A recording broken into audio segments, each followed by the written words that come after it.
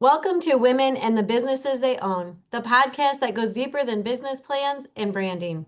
I'm Sherry Hooper with Summit Wealth Partners, and I'm sitting down with powerful women entrepreneurs to explore what it really takes to build something bold, beautiful, and their own. I ask the questions others don't, questions that spark truth, honor, complexity, and celebrate what it really means to lead as a woman in business and in life. So let's get into it. Lara, please tell us a little bit about yourself, both personally and professionally, and give us all the good stuff. Yeah, absolutely. So I am Lara Baatenburg. I am a born and raised a West Side Michigander, and I am a family medicine physician. So I did my my medical school on the west side of the state at Michigan State University, which has a campus in Grand Rapids, and Go then green. yeah, go green. Then you said And go then white. I also, oh, sorry, I did not go to undergrad at Michigan State, so I feel like I don't have the full Yeah, football, what I'm supposed to do kind of response to I anything. was testing you. Sorry. I'm always like, I just went to Right, the go med ahead. school. Right, go ahead. Sorry. Yeah, so and then I've been practicing family medicine in West Michigan for the past about 8 years. And so that's professionally. And then personally, I am a dog mom to Jojo, a standard poodle who is super fun. And as we t just talked about before we came on to the cameras here, the that I recently got engaged. So Woo, that's pretty exciting. that's really exciting. So the next question everybody wants to know is, have you set a date?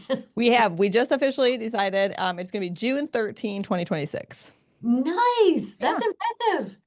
Yeah, All I'm right. like I have always said I don't want a long engagement. Like I don't want it to be like a year and a half, 2 years long. I just Right. if you're gonna get married and you want it ready for it, I'm like, let's do it. All right, so I'm going to share a little something. So when I met my husband, it was a blind date, first of all. So Nice. it obviously it's worked. And then we got married. So that was like January 28th. And we got married on September 18 in the same year. Good for you. Yeah, see, Like, I feel like let's just get it done, right? my engagement was like 6 weeks.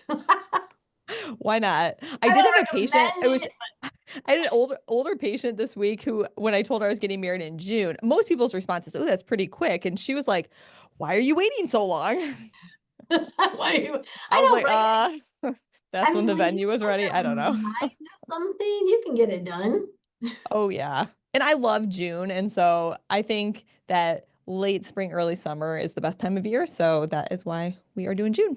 That's why you're doing June. It's awesome. It's awesome. Have you started? I mean, it just doesn't take a lot to coordinate and get it all together. Do you have a favorite venue? I mean, So we did pick a venue. okay. That was kind of the big thing because those are what fill up so quickly. And so we are getting married at a golf course here called The Mines. They have a Oh, yeah. newer event center. It just opened, I think, this year. So they are new and not that many people I think know about the event center. So it had a lot of availability and it's really pretty and has a good indoor outdoor space, which we were kind of looking for. So we are excited. That's gonna be great. I love Mhm. that. Good for you. Thank And you. so we kind of knocked out some of those dog mom, Yep. engaged. What else? You talked about your business when you went to Michigan State. So let's go ahead and get into some of these other questions and see if we can pull some more things out. Because what I really Yes, want to hear is absolutely. some of those, I mean, I know that when we're entrepreneurs or when we start a new business, it doesn't come without some challenges or some Hmm. difficulty or some persistence or grit, right? So that's what I Yep. want to hear from you a little bit because it's not easy, but it is rewarding, right? I mean, Yes, I would say that's true. yeah. But so one person told me before I started my business, which I know I haven't talked about yet, but I will. But I was talking to an acquaintance and he said, well, it would be harder to not do it and then look back and wish you had. And I'm like, that is so true. So Mhm. it maybe seem hard to make the step, but what is harder was looked harder to me was staying in a job that I did not like.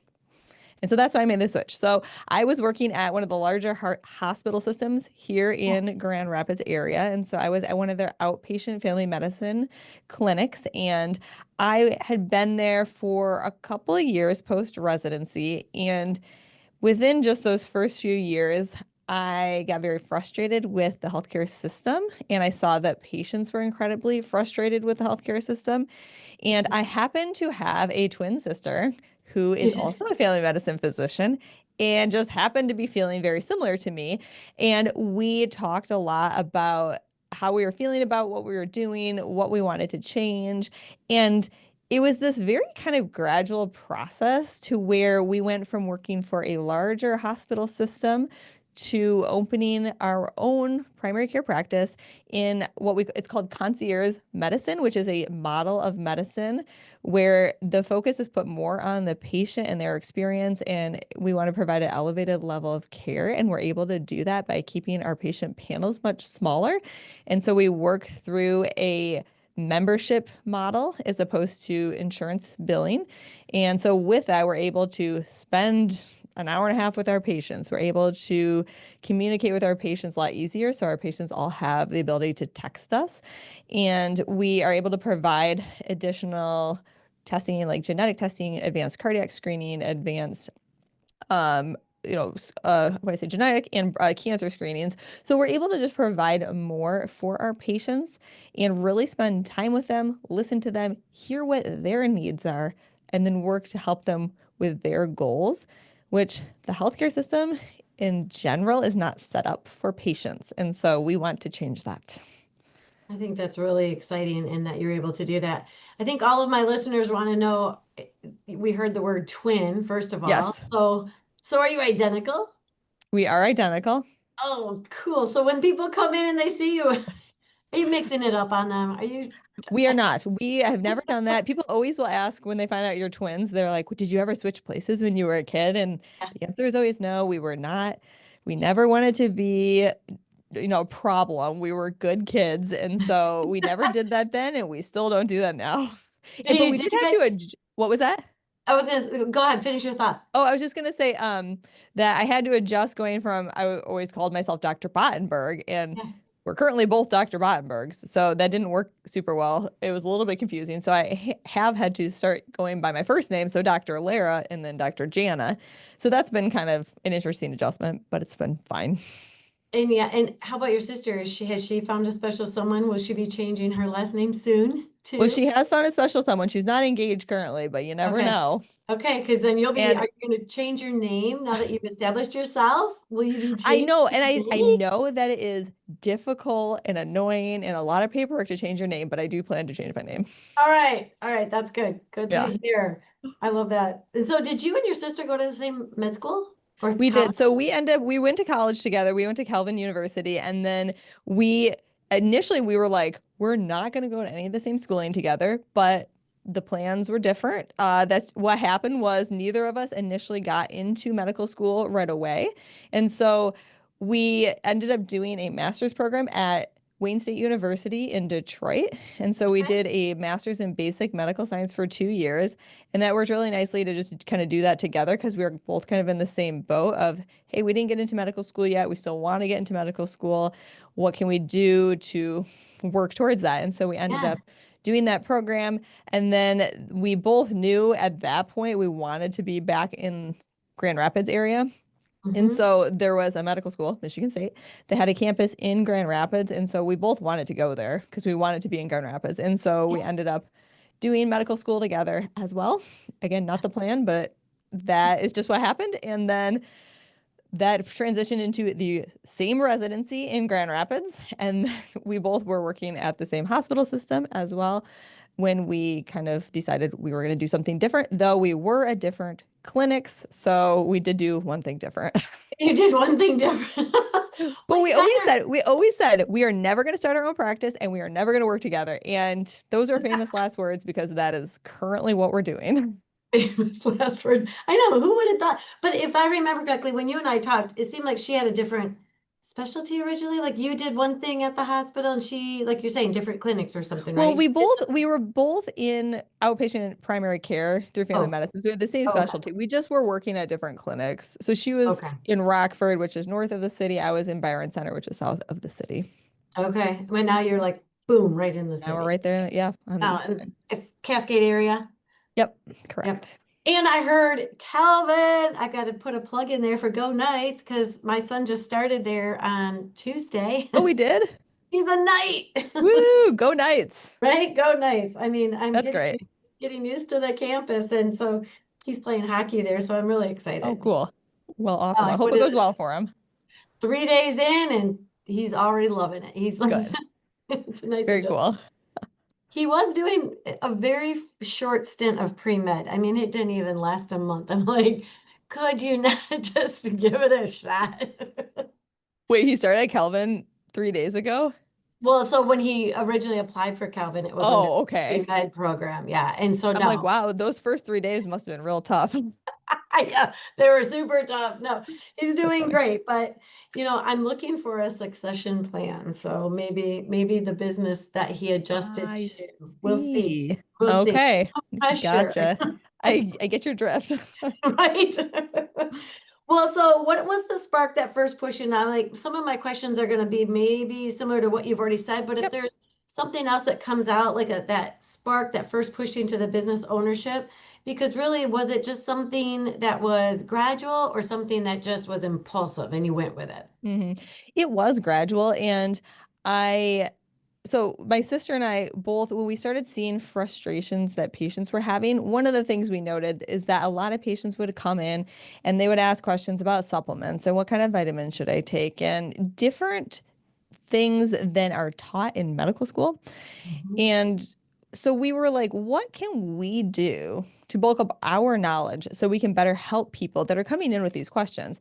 So, regardless of your view of vitamin supplements and whatnot, people are asking about them and people are looking into them. So we wanted to be knowledgeable on those topics. And so we did a fellowship in integrative medicine, which it was done through the Andrew Weil School of Integrative Medicine at the University of Arizona.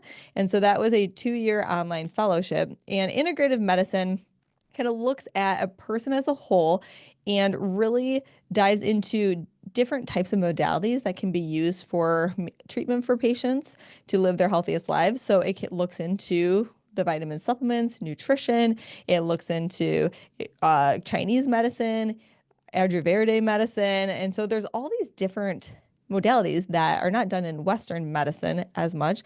And so it's saying, hey, we can integrate Western medicine with some of these other treatment options and provide the best care for our patients. And so we took that leap and did that fellowship. And I remember we had to go to Arizona a few times. And one of those times one of the lectures was different integrative medicine doctors who had then started their own thing. So it was different types of businesses. It wasn't all the same type of practices, but they had all started something new. And it was very interesting to hear different ideas that people had done and how they had gone out on their own. And I think that was one of the initial sparks of, hey, Mm. people do different things and maybe we could do that too. And then we started looking into different ideas of, hey, could we do something online? That really wasn't going to work with primary care.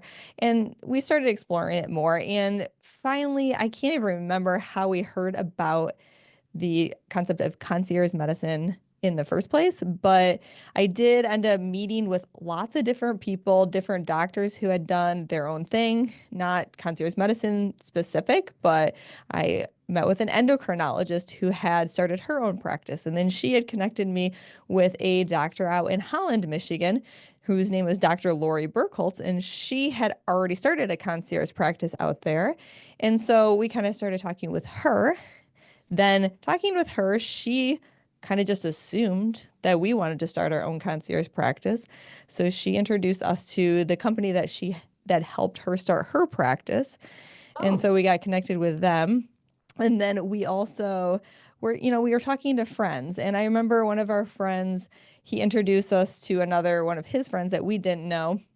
And he had kind of told her that we were looking into different things. I don't even remember what specifically he told her, but when we met her, she came to us and was like, okay, this business you're going to start. And then she went on and just started talking about business like we were planning to start a business. And we were thinking, what business? We never said we were starting a business. And it was a lot of these little like nudges almost where people seemed to be telling us this is what we were going to do, even though we didn't know it yet.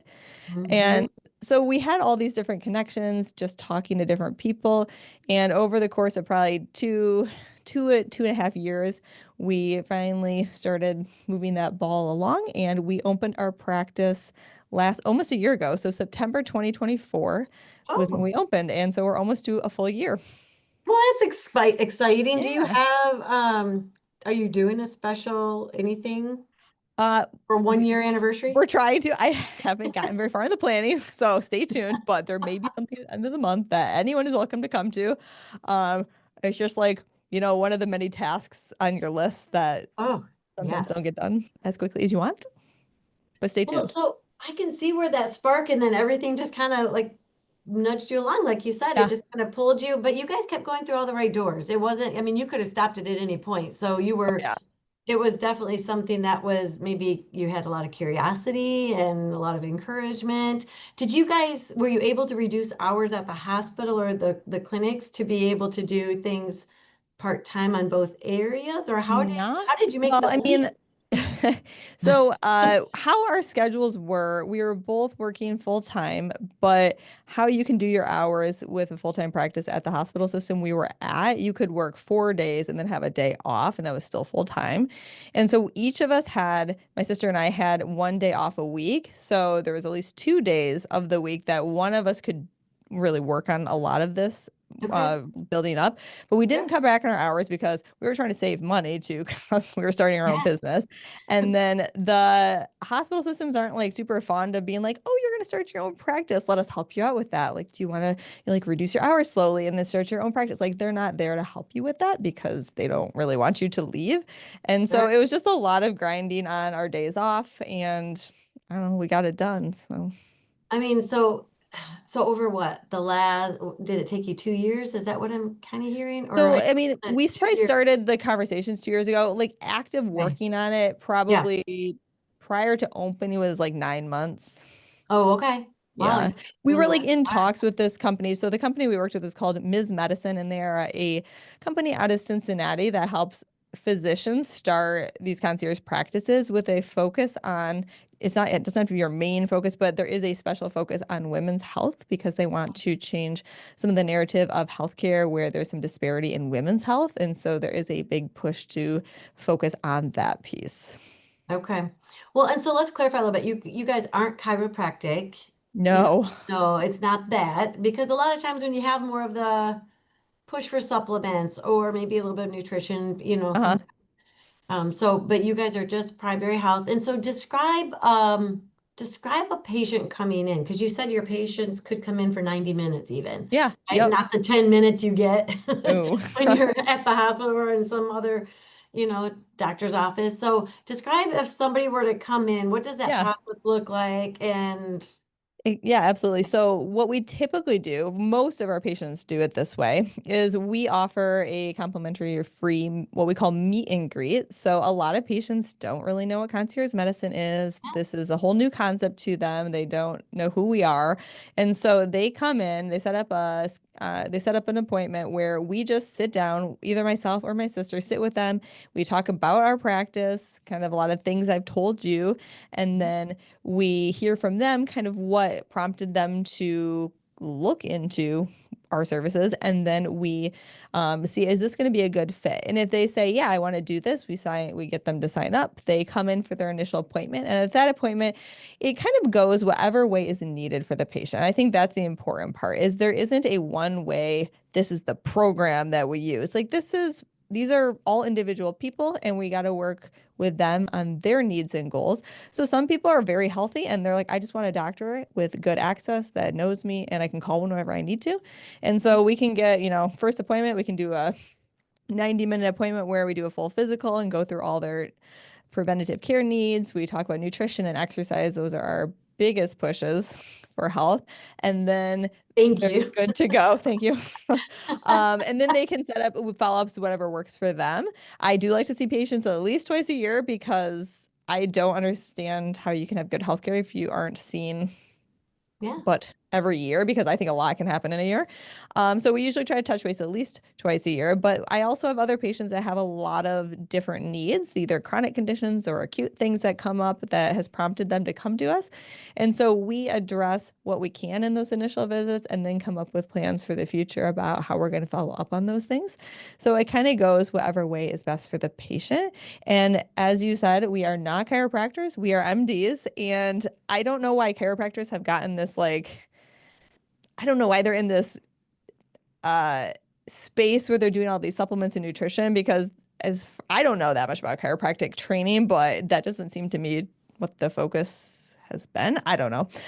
But I think nutrition, exercise are number one and number two. I don't know which order. I go back and forth. They're huge. And then we also big on sleep, stress management, all those lifestyle pieces.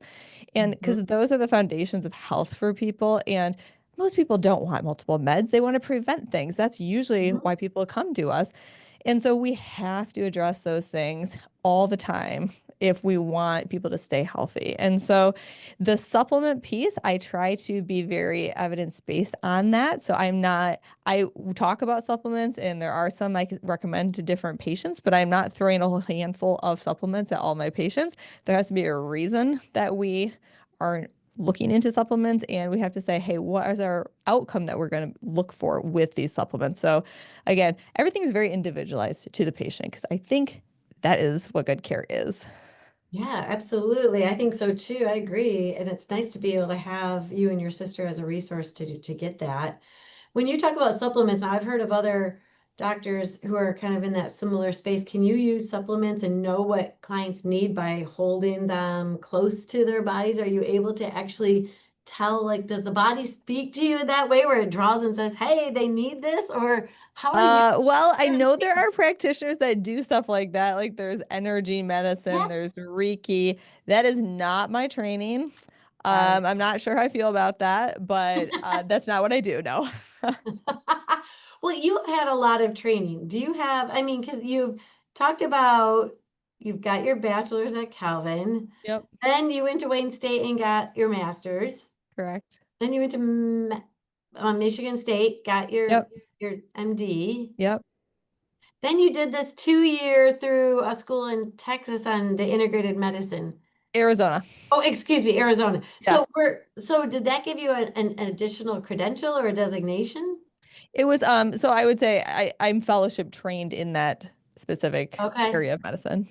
Does somebody go to that that's not a doctor? Can that be a standalone program? You have to, I can't remember the specific requirements, but I think you need some type of advanced degree. Like there were pharmacists in this program as Okay. well. Yep. Um, but I can't remember what requirements there were. Okay. It's interesting. I mean, you have been in Mhm. school for about a decade or Oh, more. I know. Too much. I don't need to go back. I'm good. You're done. You are so done. Uh-huh. Well, so you described about a patient coming in. How does a patient pay for you? Because I know that falls under a different type of payment plan. Can they use an HSA as an example? Yeah, so I feel like there will be changes on this because of some of the new bills that have been passed in Congress. But currently, what we do, so you cannot currently use your HSA to pay for a membership in a practice like this. However, you can use your HSA for things like different like health maintenance things. And so what we're able to do is for say a physical, we can give people a super bill where it itemizes the different things that we do in those types of appointments and prices them. And so then they get a price sheet essentially that they can then submit for reimbursement. So people can Okay. usually get somewhere up to about a third of the membership covered that way with their HSA. But if that is not, if you don't have an HSA or it's you aren't don't have insurance, let's say, Sure. it's just a flat fee. So we charge $3,000 a year for our membership fee, and you can break that up how you want. You can do it quarterly, semi-annually, monthly, whatever works for you. And that allows you to come in whenever you need to come in. There are not additional co-pays at visits. If there's something, say, a skin biopsy or a specific procedure, sometimes there are additional charges for that. But in general, Mhm. we don't have lots of additional charges that we have for patients. Well, that's nice. And then with your patients that have come in for over the last year, you've probably grown quite a bit by word of mouth in particular, I would think. Hmm. How have the patients responded then to having so much time with you? It's funny because when I worked at my previous job, I felt like I was constantly looking at the time and looking like, when can I get out of here? Is my next patient here yet? And really, it was hard to focus on the patient. So now I'm able to do that. And these appointments just keep going. And I think the patients are kind of like, oh my gosh, I've been here forever. Can I get out of here now? And it's such a different mindset because before it was like the patients are, wait, I have six more questions. I'm like, gotta go. See ya. And that's just the nature of the system. And so for people out there, if you're frustrated with your doctor and how little time they spend with you, you're right. They don't spend a lot of time with you, but they are put in a system that makes it very difficult for them to spend time with you. And so just know that it's maybe not that person, but it is the system. So you can be mad, but just remember that. Well, and if I hear, you could just go to your my chart. You can just ask your question in my chart. And I'm like, oh, Oh thanks. my gosh, that makes me Yeah, cringe let me too. go to my chart. Yeah, I don't want to do that. So, Nope. there's one thing that was, with being a business owner or entrepreneurship, Hmm. obviously, I mean, yeah, it takes some courage. You have to be a little bit brave. You've talked about this a little bit, but what fear did you have to face down? Like, Hmm. you made it sound way too easy. Was there anything that, I'm sure it wasn't, but you had all this education, you have your Yeah. sister as a partner, which is nice because I Yeah. think you had a little bit of that leaning in a little bit. You got this cheerleading each other and knowing that you're Hmm. motivated in the same direction.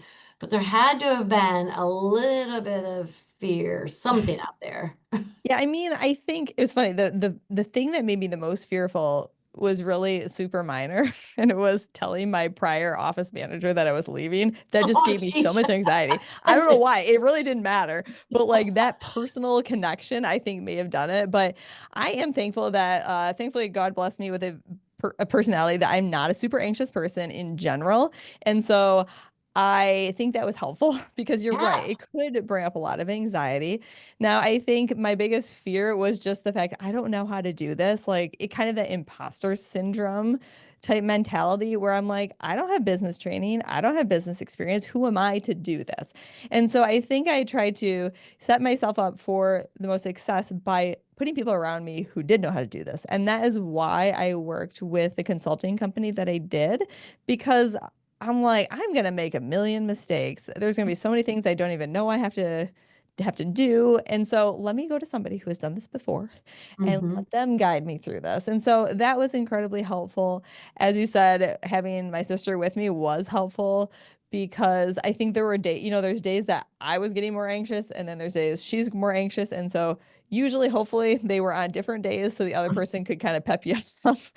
But Right. I didn't know how to start a business, but you take it one day at a time. You can't look at the end at the beginning. You got to say, I'm going to look at the next day or the next week. And you just got to take it one step at a time and ask questions, talking to people again who knew what to do because I didn't. Yeah, well, and I might have shared this with you too.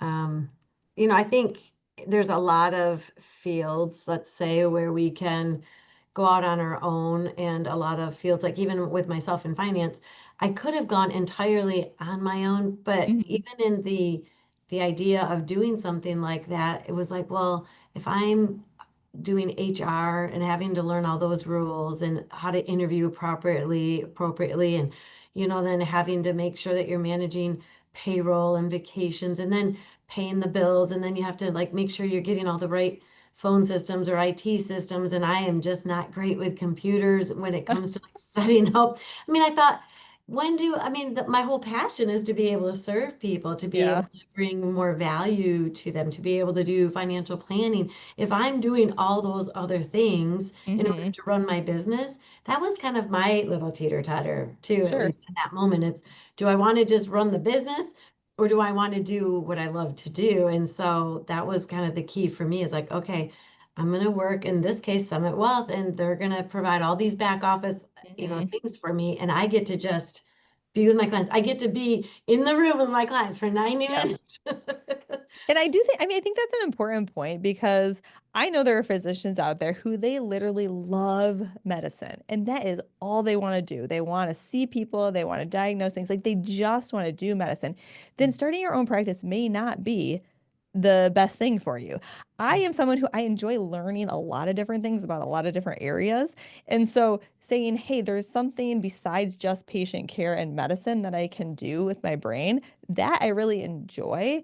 And I was hoping I would enjoy it as I started doing it. And I really do. I like learning the different pieces of the business. I like having that knowledge. And so it worked for me. But again, if you're someone like you or a physician who just wants to do medicine, well, then maybe finding someone who is going to take care of the business side of things is the better option. I just found that I do like the business side a little bit. And so has worked well. That is nice. I'm glad that that has worked out for you. This I year I know. was my word this year is to be intentional. I mean, I Oh, just nice. kind of like try to do a word. And so that's where even just doing this podcast, I mean, it was a big learning curve, but I wanted to Yeah, do it. right. But again, the motive is to be able to put you out there. I want everybody to know what you do. I want everybody to hear about your journey. I want you to inspire somebody else, you know? So it was, you know, it was being able to do that, but being intentional to figure out how do you maybe podcast? How can Right. what are the platforms? How do you put it out there? How do you... So anyway, that's awesome. I love hearing that. But what about for you?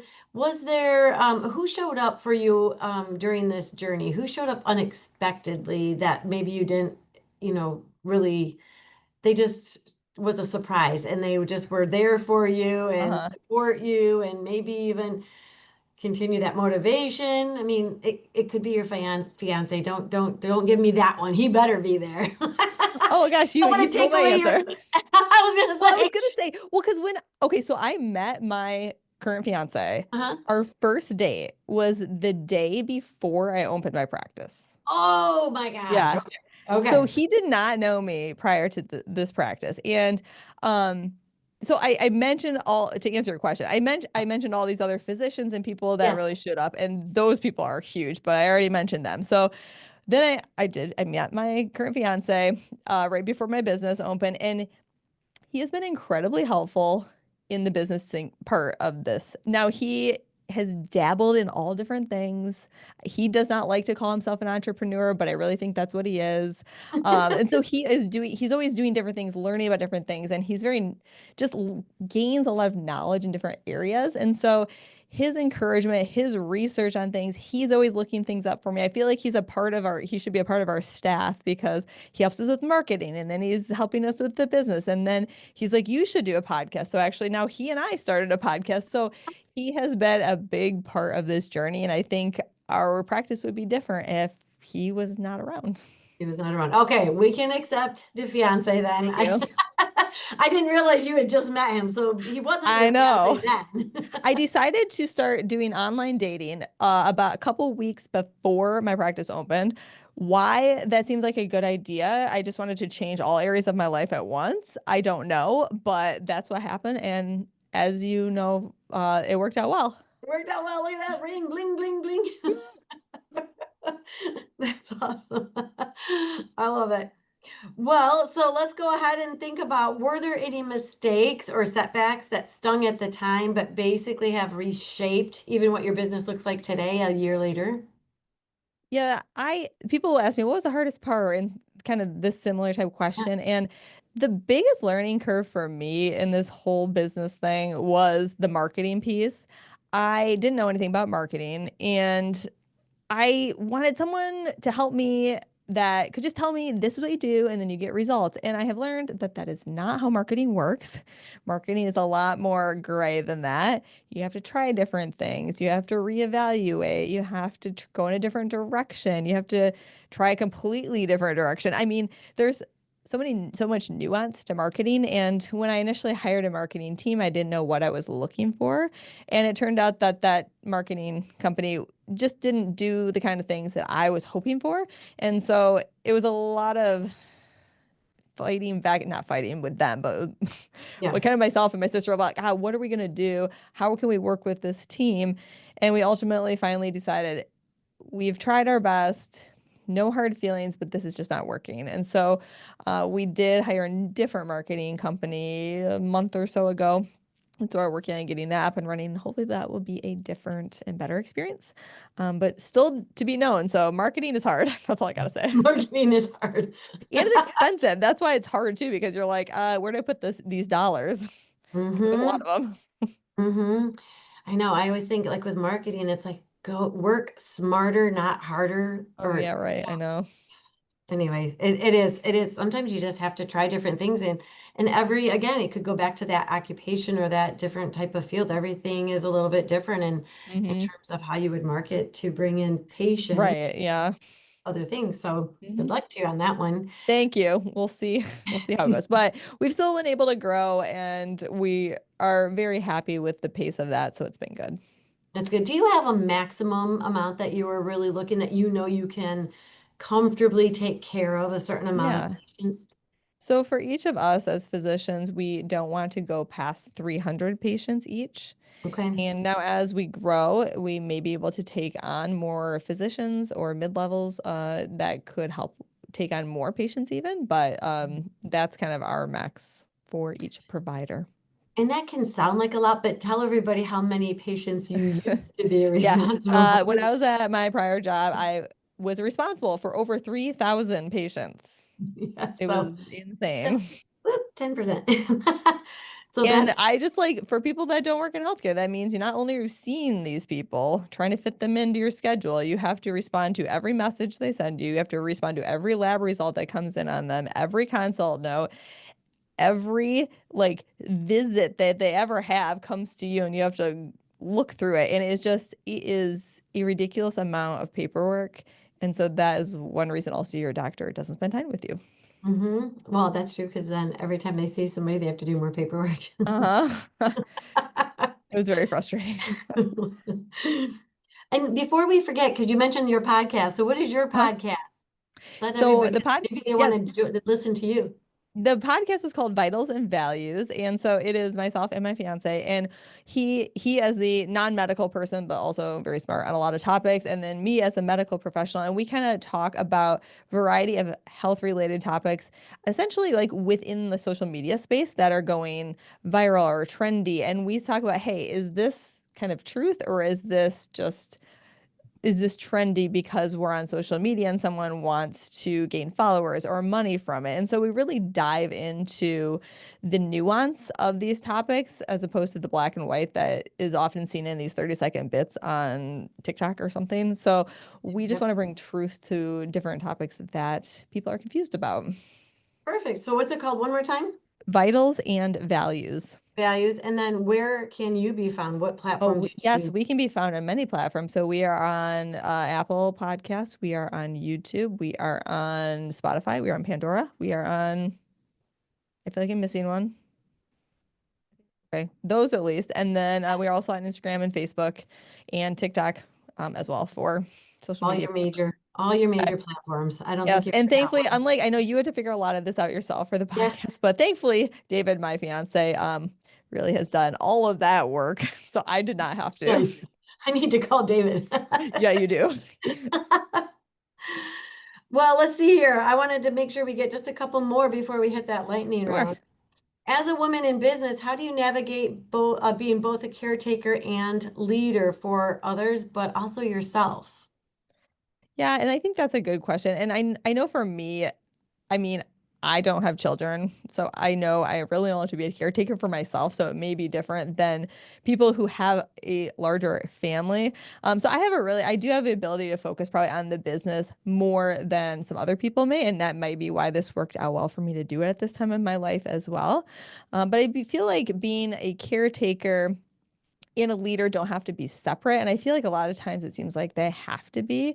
And I do think that I'm still learning that balance, but to have that collaborative, caring, kind piece to your leadership, in addition to being like, I'm the one in charge, is really important.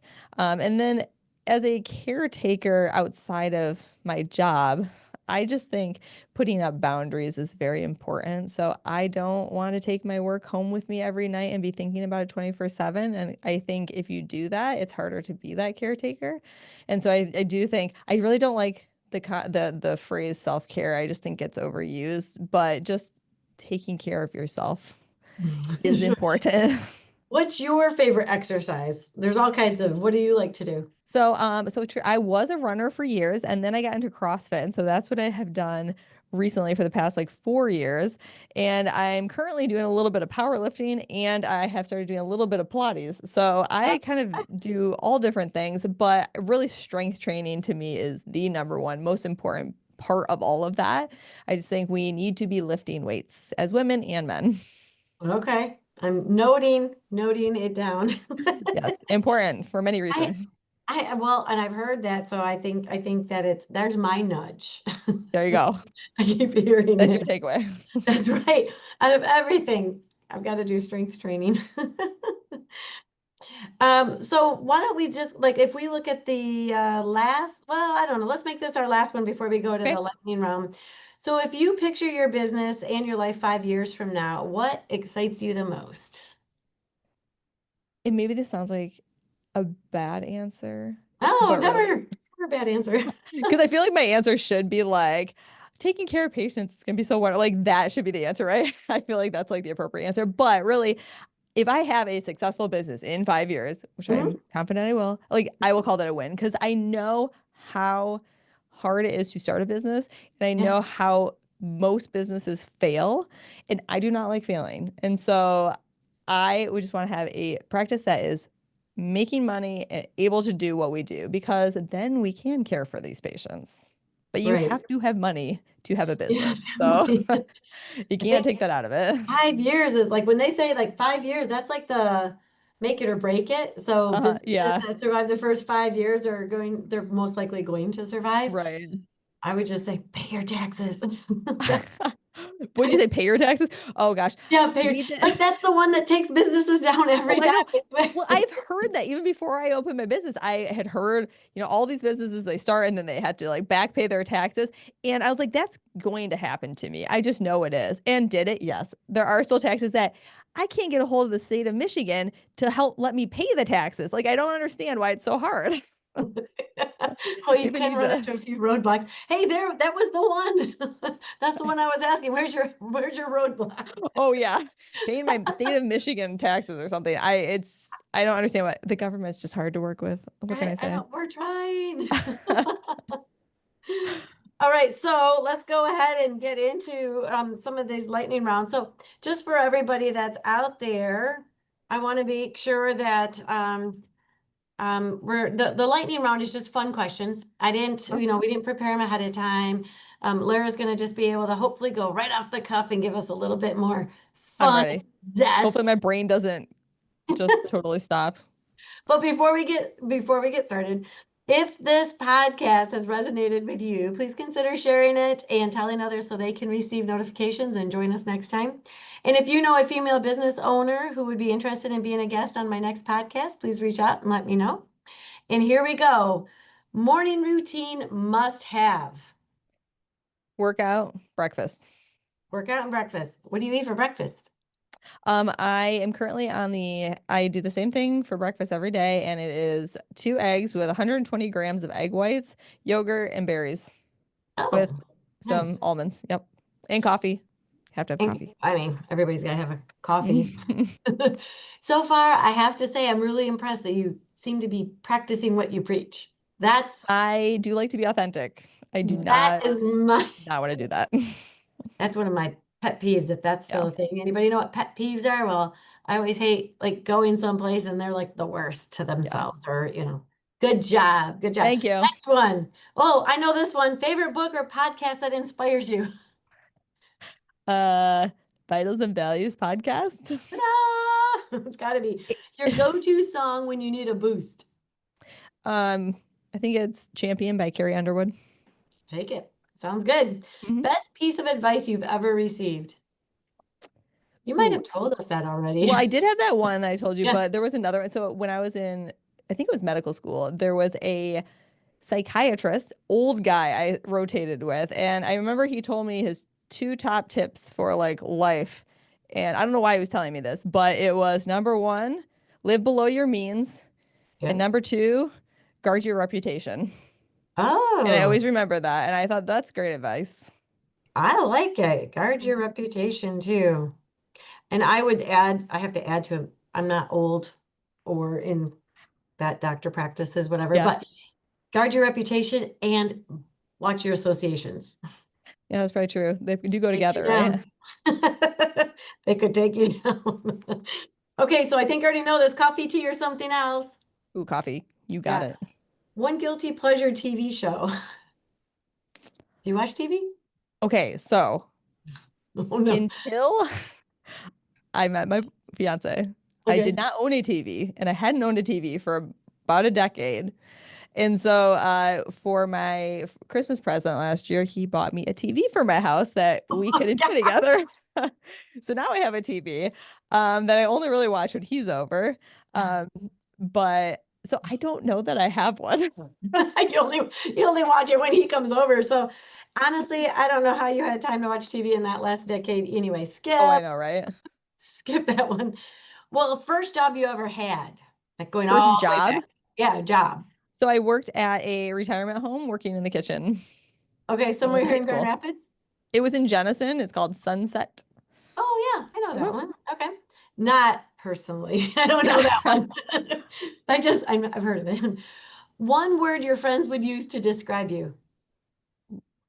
Um, driven, Yeah, I like that one.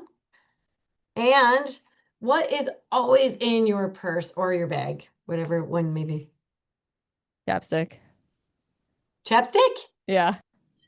I have one more actually. If you weren't Okay. doing this business, what would Uh-huh. you be doing instead? I have thought about this question so many times for different Really? reasons. Yeah, and that's a hard question for me to answer. I don't honestly know because again, I tell you, I like a lot of different things, but there was not always one thing that I was like, that is what I'm passionate about, until I got into the space of preventative care, lifestyle medicine. That's Yeah. really what I'm currently passionate about. But there wasn't like one thing that I was like, I would have done that instead. It's a Yeah. hard question for me to answer. I don't know, Pilates instructor? Maybe I would have just like got a PhD because like in like nutrition or something because Right. obviously that I just like to go to school if I don't know what to do. So that's probably what I it would be. I agree with that. I think you do. I'm glad you like just said stop. Like Yeah. I'm done. I'm done with school, at least for now. At least for Well, now. I still got to pay back all my loans. I can't get more of them. Plus, you're still learning because you just Exactly. one Oh night yeah. decided to open up a business. So I mean, you're kind of schooling yourself in that regard. I learn all the time. Like my patient taught me today that a Vino lotion has oat in it and she thinks she might be allergic to oat, so she can't use it. And I was like, I had no idea that all of Vino lotion had oat in it.